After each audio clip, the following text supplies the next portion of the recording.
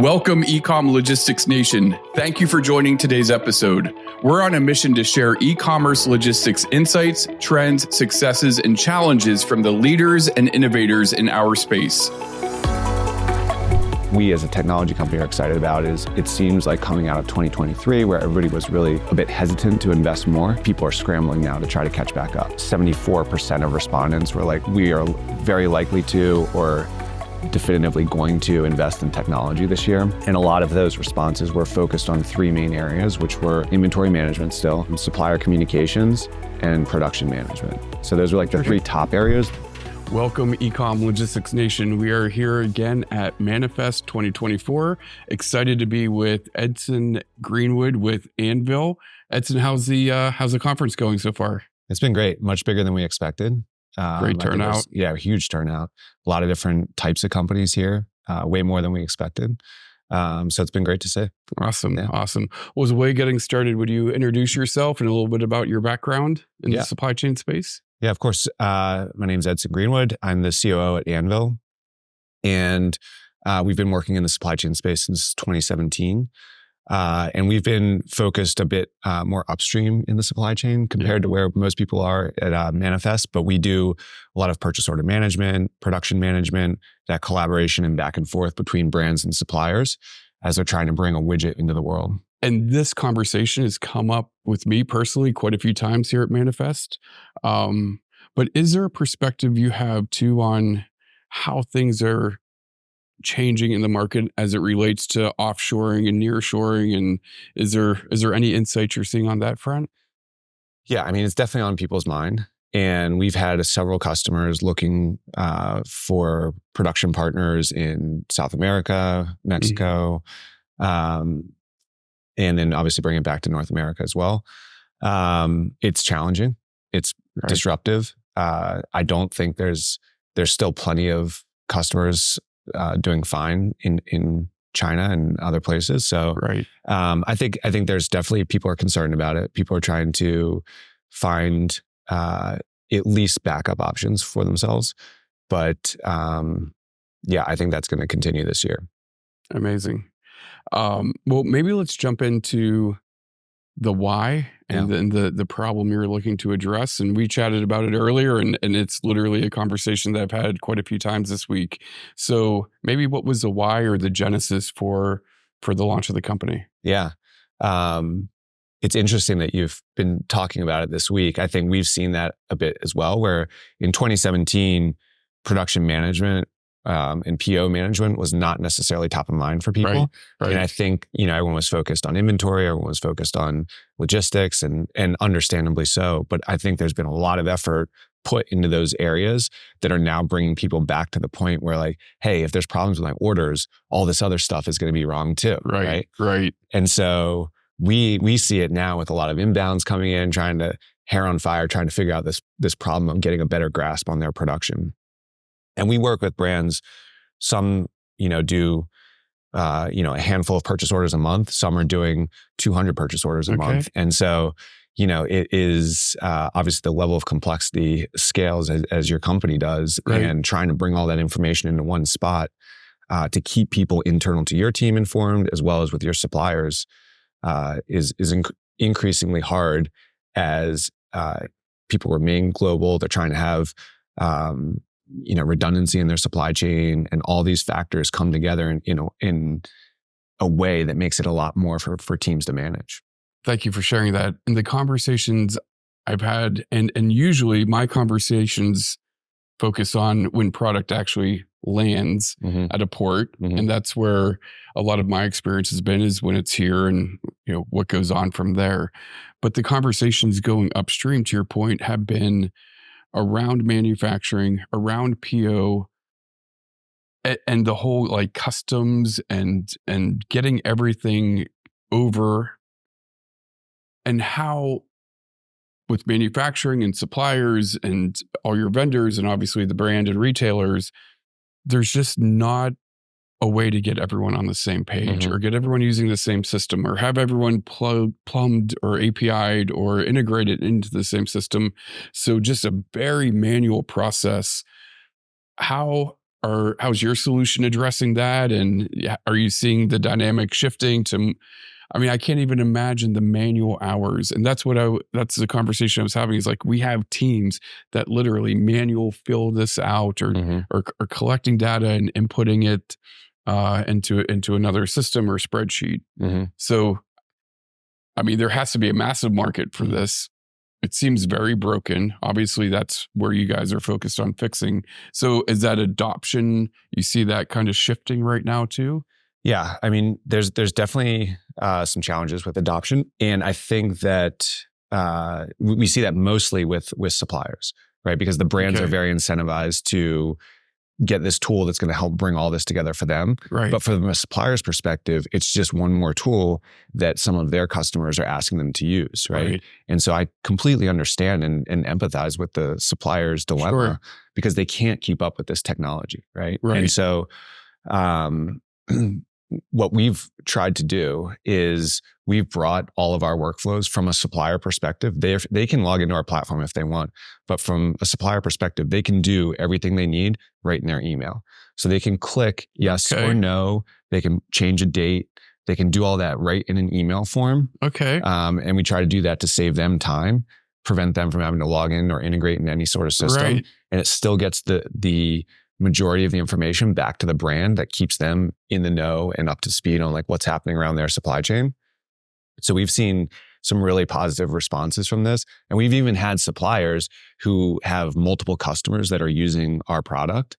And then what's really cool on the supplier side is it starts to bring everything into one centralized spot for the supplier, right? And so then the supplier, they're managing 15 accounts all in one platform, and someone can come into the platform and just, update all their accounts in what used to take them 2 hours, they can do in 30 minutes, right? That's really interesting. Are you seeing that on the supplier side, they typically have a system of choice or recommendation that they then kind of take to the brands and retailers and say, here's a solution, and they make a partnership introduction? I think that's hard, because for a supplier to go to their customer and recommend, hey, we think you should roll this tool out. So they say agnostic it's even a little bit. Yeah, it's even harder for a supplier to do that, right? It's hard enough for a brand to ask that question of a supplier. But I think it can be challenging the other way. We do have some suppliers that might throw our name out there to a brand and say like, hey, you guys should think about this. That's the easy button. That's But yeah, I mean, your point on adoption is true across the entire supply chain. And whether it's a warehouse team or you look at the freight industry, right? It's so fragmented, and trying to get all this data. I was talking to Vision the other day inside Manifest, and they're doing a great job trying to pull this data together so that, any team agnostic of who they are can get visibility into where their freight is. But that, and then there's a bunch of companies here that I talked to doing that with EDIs, trying to take, exactly. And so I think that's an interesting space.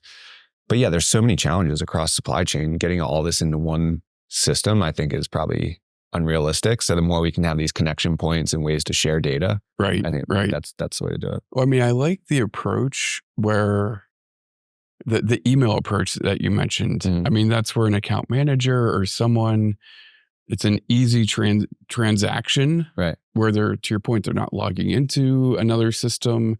They don't have to worry about an integration. Yes, no, enter, quantity, PO. Like, just the flow seems very natural. We've tried to work well with the tools that exist. Same thing with Excel. I think Excel is an incredibly powerful tool. It is manual, and it can be painful for teams, but teams still use it. No matter what system they have, someone's got a spreadsheet somewhere, right? They absolutely do. And so we have functionality in our platform that works very well with Excel, allows people to navigate inside our platform in a similar format to Excel. And, so we try to work well with the tools that people have been using for so long. And so the nice thing is, if you can figure that out, you end up getting more data. It helps people make better decisions. We have some predictive capabilities in our platform to help people stay ahead of risk. And so the more data we have to help teams solve this risk issue, it's powerful for us to. That's fantastic. You mentioned when we were chatting before we went live that you had just done a big research project out to the market. Yeah. And you saw a lot of trends and feedback come back. So would love to have you maybe highlight what you saw and what came back. Yeah. I mean, there are a couple things I thought were interesting. We work a lot with retail brands. And so we sent this survey out to, a couple thousand retail employees. And I think we got something like 700-800 responses back. So it's pretty good from a response perspective. Absolutely. And I think the one thing that we as a technology company are excited about is it seems like coming out of 2023, where everybody was really a bit hesitant to invest more, people are scrambling now to try to catch back up. And so I think it was something like 74% of respondents were like, we are very likely to or definitively going to invest in technology this year. And a lot of those responses were focused on three main areas, which were inventory management still, supplier communications, and production management. So those were like the three top areas. There was a long tail of other areas in supply chain. I think logistics was pretty close to that, like a close fourth. But those were some pretty interesting areas for us. Inventory management was by far the largest. And then the other two, I think the top three made up something like 60% of respondents. Okay. Very interesting. So I think that's a neat trend that people are kind of realizing, like, A, there is a lot of technology out there. B, I think more and more people are coming to the realization that we've got to figure this out and there are better ways to do it. But it comes down to a blending of technology and people, right? And there's no technology out there that's going to solve supply chain for people, right? Right. And so it's like how that technology fits into your workflows, how it fits into your team. It's all very important. And so I think that the technologies that figure that out really have like a better chance of getting broader adoption. I agree. I completely agree. And some of like the sessions here where they've talked about like all the automation and robotics, it's like you can't forget the people element of it, right? I mean, yes, that's going to optimize productivity, but there's also the people element, and you've got to win the prioritization button.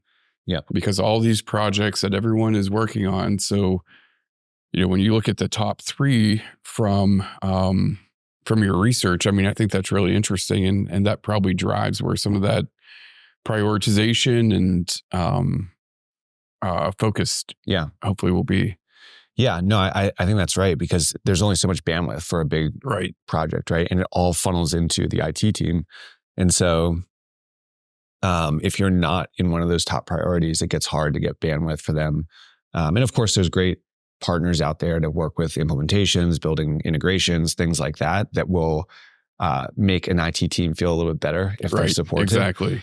But yeah, bandwidth's a huge challenge for people. Yeah. So, well, fantastic. Any maybe any advice as maybe an organization is embarking down this path or this journey for the first time? Any advice or words of wisdom you'd like to share? I think with technology, you really want to do some understanding how it's going to fit into your workflow, and if it's flexible enough to fit into your workflow. Because I do see teams that get a surface level understanding of technology. I see this all the time with ERPs. And what was expected to be a 4-month rollout becomes an 18-month rollout. Yeah. And so it's okay if it takes 18 months, but just know that up front, because you really understand your workflow and how the technology fits in. And so I think the more work you can do ahead of time to map that out, the better off the result will be. And then just keeping realistic that there's no technology out there solving everything. So, Right. Yeah. Perfect words of wisdom. As we wrap up here, I'd love to give you the opportunity to share with the listeners where they could go to find out more about Anvyl and maybe where to follow you on social or LinkedIn. Yeah. Stop by anvyl.com, ANVYL.com. And you can request a demo there. We would love to show it to you. And we're on LinkedIn. We've got a YouTube channel as well with a bunch of videos on our products. So yeah, feel free to check us out. Awesome. Well, thank you and enjoy the rest of the show. Yeah, thanks. Appreciate it. See ya. Thanks. Hi, I'm Ninad Acharya, CEO and co-founder of Fulfillment IQ. And I'm here with Dan Call, CRO and partner at Fulfillment IQ. We're the team behind the eCom Logistics podcast. Our mission is to provide you with genuine insights from our work alongside logistics leaders to help you improve your supply chain. In the eCom Logistics podcast, we share the knowledge and the insights we've gained from working alongside amazing brands, retailers, 3PLs, and VCs, so you can make the most out of your supply chain journey. If you like what you're hearing, we'd truly appreciate your support with a 5-star rating on your favorite podcasting channel. Your feedback not only keeps us going, but also helps others find the podcast. If you think Fulfillment IQ can assist you, or if you have an idea related to logistics, just reach out to us on LinkedIn. We're always up for a chat and ready to explore new possibilities together. Stay tuned to the eCom Logistics podcast on your favorite podcast platform for fresh and practical insights into e-commerce and logistics. Until next time, let's keep making a difference.